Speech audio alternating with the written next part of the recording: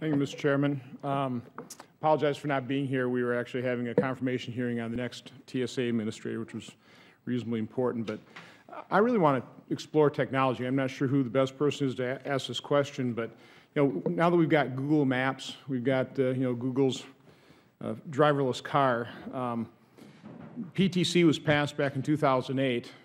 7 years ago. That's almost an eon ago in terms of technology advancements.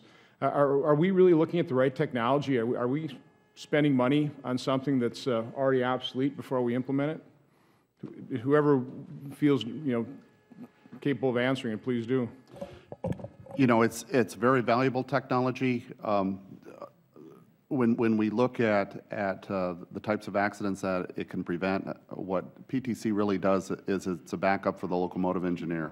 Our railroad system in this country is very manual. It depends on the locomotive engineer to stay awake, stay alert, make the right decisions, control the train appropriately.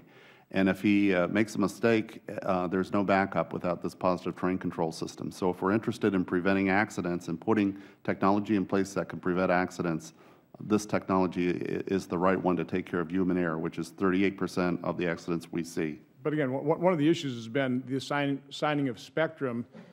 This doesn't need spectrum, does it? One of these map functions, this tied in with the governor on a locomotive. I mean, is there a simpler way of addressing this problem? Or are we just tied into old technology solution and just continuing to barrel down this path when there's better technology, there's more advanced technology that could be implemented far cheaper and far more quickly? Go ahead. Thank you, Senator. I'll be very brief, but PTC is actually a performance standard. It's a performance measure. So the railroad companies can use any technology they would like, and they've chosen to use this type of technology, which we also believe at the NTSB will save lives if it's implemented in a timely manner. Mr. Mathias, you were wanting to hop in here. I was pointing out to hop in, but thank you, Senator. I would just add that the device that you held up does use spectrum to communicate with the satellites that tells it where it is. So it's not a spectrum. But it's already assigned, and we're not having to wait for additional. Again, I'm no technologist here, but it uses numerous hearings here, we're always talking about the assignment of spectrum, and there seems to be an awful lot of complication involved in setting up the PTC. Am I just missing something here? The FCC's role is to work with the railroads to help them find the spectrum they need. They have chosen to deploy their system in a commercial band in the neighborhood of around 220 megahertz. There are licensees in there already, so what we've had to do is had to help them find people who'd be willing to work with them on a market basis to give them the spectrum so that they could use it.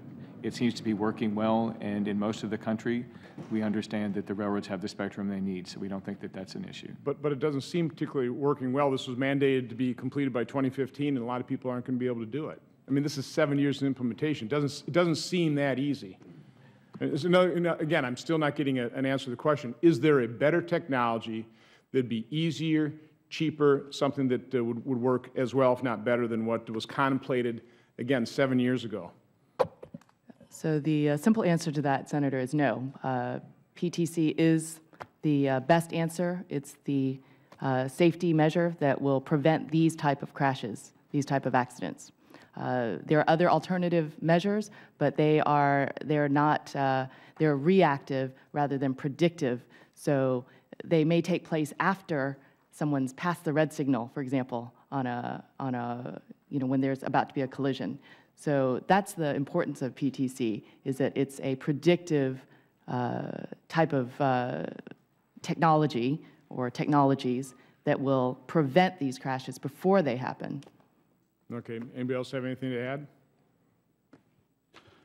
Senator, I think that the spectrum issue has largely been worked out for the Class 1s. There are still challenges with the commuter railroads. The information I've had from APTA shows that about 54% of the commuter railroads still do not have all the spectrum they need to operate, and will certainly be.